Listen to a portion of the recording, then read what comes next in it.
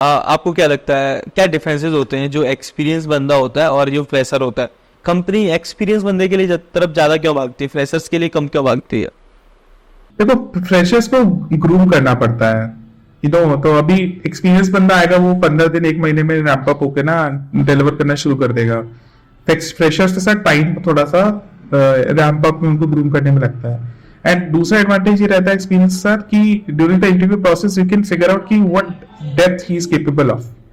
अभी फ्रेशर को खुद को नहीं पता होता उसका क्या पोटेंशियल है।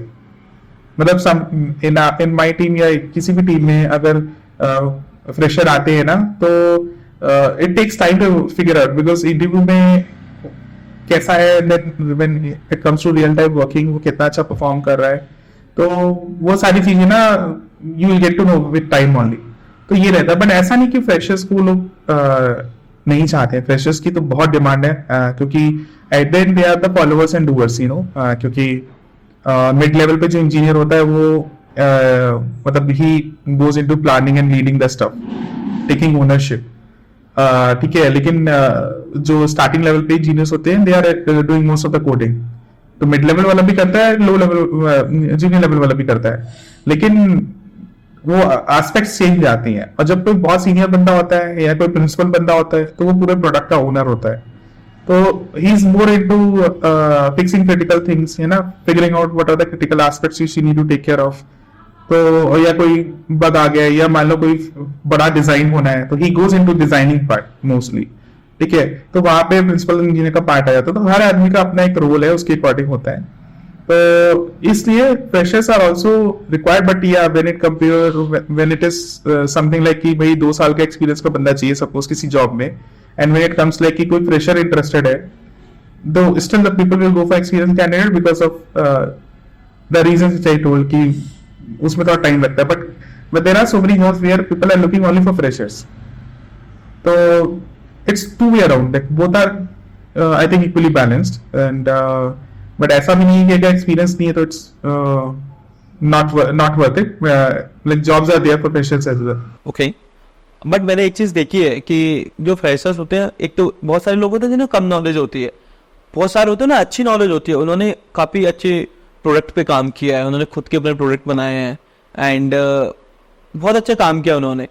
और जैसे सपोज करो कुछ होते हैं जैसे सेल्स फोर्स में उन्हें अच्छा आता है, उन्होंने बहुत सारे प्रोडक्ट पे काम किया है, खुद से प्रोडक्ट बनाए हैं, राइट, और खुद के प्रोजेक्ट्स पे काम किया, राइट, तो उनको नॉलेज होती है। लेकिन कंपनी कैसे आइडेंटिफाई करे कि इस बंदे को आता है, इस बंदे को हायर कर लो? क्योंकि यार सपोज करो बहुत सारे एक्सपीरियंस बंदे भी ऐसे होते हैं जिन्हें फ्रेशर्स के बराबर नॉलेज नहीं होती, उन्हें फ्रेशर्स को ज्यादा नॉलेज होती है, राइट, और एक्सपीरियंस बंदों को कम होती है। जैसे मैं कंपेयर करूँ 2 या 3 साल के जो एक्सपीरियंस बंदे होते हैं उन्हें कम नॉलेज होती है, बट फ्रेशर्स को ज्यादा होती है। बट उस कंडीशन में फ्रेशर्स को जॉब नहीं मिल पाती, क्योंकि भाई हायरिंग निकली है 2 या 3 साल के एक्सपीरियंस बंदे के लिए, फ्रेशर्स उसमें अप्लाई नहीं कर सकते। तो आपको नहीं लगता कि यार ये थोड़ा सा प्रॉब्लमेटिव है? क्योंकि यार फ्रेशर्स को अपॉर्चुनिटी नहीं मिल रही, क्योंकि इसको आता है फिर भी नहीं मिल रही। रीजन क्योंकि ये फ्रेशर है। नहीं, देखो ऐसा पता है, एटलीस्ट गुड जो अच्छी कंपनियां हैं या इवन कुछ अच्छे स्टार्टअप है, जितना मेरे को पता है वो इस लेवल का तो नहीं है। मे बी होगा कुछ सिलेक्टिव कंपनीज में, which I am not saying you are wrong, which I have also heard from many students कि कुछ कंपनीज हैं जो ऐसा करती हैं। बट व्हाट आई फील कि if you are having knowledge, if you are having skills, right, तो अगर वो कंपनी में जिस कंपनी में ये माइंडसेट है कि नहीं यार प्रेशर है तो बेकार है, तो I think it's not worth it working for that organisation in that case. क्योंकि जितनी अच्छी कंपनीज है ना, चाहे बड़ी कंपनीज ले लो, इवन गूगल हो, माइक्रोसॉफ्ट हो, अडोबी हो, ऑटोडेस्क हो, नेटफ्लिक्स हो, चाहे कोई भी अच्छी कंपनी का नाम आप उठा लो, कोई भी कंपनी इस टाइप का माइंडसेट लेके नहीं चलती है। They have certain values, right, and they follow that values. And उसमें सबसे बड़ा वैल्यू होता है टू बी इंक्लूसिव। तो अभी चाहे बंदा फ्रेशर हो, चाहे बंदा एक्सपीरियंस्ड हो, यू कैन डिफरेंशिएट, राइट। तो we have to be inclusive, correct. तो वो एक वैल्यू ऐसी है ना जो सब फॉलो करते हैं। Diversity and inclusion is like core values for all the companies, चाहे किसी भी अच्छी कंपनी की बात करो, ठीक है। तो अगर किसी कंपनी का ये कोर वैल्यू है ही नहीं, तो आई थिंक उसमें बंदा अगर जॉब पा भी नहीं लेकर, तो it is going to get into different problems later on, क्योंकि वो कोर वैल्यूज ही नहीं फॉलो कर रहे हैं, ठीक है।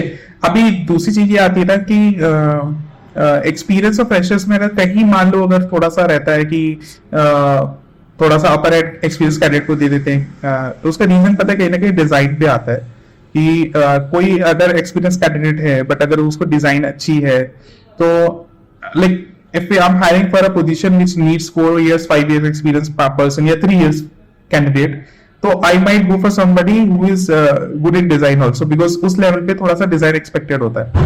तो I would say कि भाई coding is everything, that's true, but there are other aspects also which are required.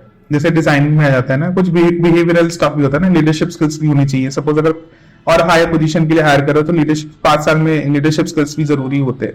तो ये सारे रीजंस होते हैं. बट अगर कोई फ्रेशर है who is already working from scratch from day one on all these aspects including coding, तो I think उसको ये प्रॉब्लम्स कभी नहीं फेस होगी, even in those companies also जिसमें वो फ्रेशर को प्रेफरेंस ना देते हो. क्योंकि अगर इंटरव्यू में अगर वो बंदा is performing well in all the aspects, they are going to have this guy also. So if someone is facing that hindrance, so basically they have to work on these aspects as well, and I'm sure they'll get the job. और अगर नहीं भी है ना तो they should try for some other companies which are following that inclusive वाला core value. तो उसमें तो उनको as a fresher for sure they'll get the job. तो freshers के लिए market tough है, but ऐसा नहीं है कि बिल्कुल बंद है. मतलब you should target for some good companies which are still hiring, right? तो उस केस में उनको भी जॉब मिलेगा. मेन तो लर्निंग और स्किल्स है, मतलब to maintain that part I think nobody can stop you. नहीं, ये बात तो है, वो तो डिपेंड करता है यार. वो तो मतलब एक मैंडेटरी थिंग है कि यार आपको स्किल्स आना बहुत जरूरी है. अगर आपको नहीं आया तो कोई कंपनी हायर ही नहीं करेगी, है ना. पहले की चीजें बहुत डिफरेंट थी. मतलब अभी क्या है ना, पहले आपने चीज देखी होगी, मैं जैसे मैकेनिकल इंजीनियर था कॉलेज टाइम पे, मैंने मैकेनिकल इंजीनियरिंग की है एंड उसके बाद मैं आईटी में एंट्री ले लिया था. तो इतने क्वेश्चन हार्ड नहीं पूछे जाते थे, बेसिक क्वेश्चन पूछते थे. सी क्या होता है, ये क्या होता है, एक ये वाला प्रोग्राम लिख दो, है ना, फैक्टोरियल वाला प्रोग्राम लिख दो, या फिर आपके ऊप्स के कॉन्सेप्ट पूछ लिए.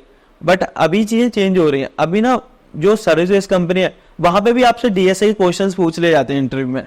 बहुत सारी चीजें डिफरेंट हो गई हैं, मतलब इंटरव्यू का प्रोसेस भी थोड़ा डिफरेंट हो गया है. तो अभी ये चीजें हो रही हैं एंड उसके अकॉर्डिंग आपको अपडेट रहना पड़ेगा. क्योंकि यार वो क्या रहा है ना, अब तो अगर आप 5 साल बाद देखोगे ना तो कंपटीशन बहुत ज्यादा हो जाएगा. तो उसके अकॉर्डिंग कंपनीज भी वही फिल्टर करने का तरीका चेंज कर रहे हैं. पहले लोग डीएसए की तरफ कम ध्यान देते थे, अभी भाई देखो ना, हर कोई कॉलेज से पास आउट हो रहा है, चाहे वो मैकेनिकल इंजीनियर है, चाहे वो मतलब कंप्यूटर साइंस इंजीनियर है या इलेक्ट्रॉनिक्स इंजीनियर है, वो डीएसए पढ़ रहा है. क्योंकि उसे पता है इसकी मार्केट में डिमांड है. अगर ये मैं अच्छे से तैयार कर लूंगा ना किसी प्रोडक्ट बेस्ड कंपनी को आराम से क्लियर कर लूंगा मैं. तो लोगों का थॉट प्रोसेस थोड़ा चेंज हो गया, लोगों को बारे में लोगों को आइडिया भी लग गया. और ये हो क्यों रहा है, क्योंकि बहुत सारे यूट्यूब चैनल्स हैं जिन पे ये चीजें मिल रही हैं. पहले लोगों को आइडिया नहीं था. आप देखो जब से यूट्यूब मतलब जब से ये इंटरनेट ज्यादा आया है, फिर ये मिलना स्टार्ट हुआ है, मतलब प्राइसेस बहुत कम हो गए, तो लोग यूटिलाइज करना स्टार्ट करते हैं. बहुत होते हैं लोग जिसको अच्छे वे में यूटिलाइज नहीं करते, बहुत होते हैं जिन्हें पता होता है कि यार कहाँ यूटिलाइज करना है. अब बहुत सारे यूट्यूबर्स भी आ गए, जैसे मैं भी आया हूँ, अभी लॉन्च हुआ हूँ नया. तो वही है कि जब लोगों को आइडिया नहीं था, अभी लोगों को बहुत ज्यादा आइडिया लग गया कि यार कहाँ से हमें सीखना चाहिए, कहाँ से नहीं सीखना चाहिए. अब पैसे भी नहीं देने पड़ते. अगर आप बात करो ना डीएसए के, तो डीएसए के बहुत सारे यूट्यूब पे वीडियोस पड़ी होंगी जो आप सीख सकते हो आराम से स्क्रैच से. जहां से आपको जीरो नॉलेज है ना, आप डीएसए में महारत हासिल कर लोगे. अब बहुत सारी चीजें चेंज हो गई यूट्यूब की वजह से. That's true. मतलब ये है कि जियो के आने के बाद काफी कुछ चेंज हो गया है.